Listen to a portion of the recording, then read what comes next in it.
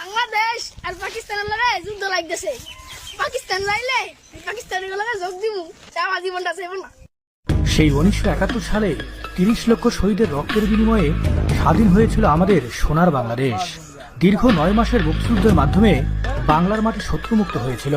এই কথাগুলো আপনার আমার সকলেরই জানা, কিন্তু আমরা অনেকেই জানি না যে মুক্তিযুদ্ধের সময় কি ধরনের অস্ত্র দিয়ে তারা এই যুদ্ধ করেছিল। এই প্রতিবেদনের মধ্য দিয়ে তার একটি আসল চিত্র তুলে ধরার চেষ্টা করব।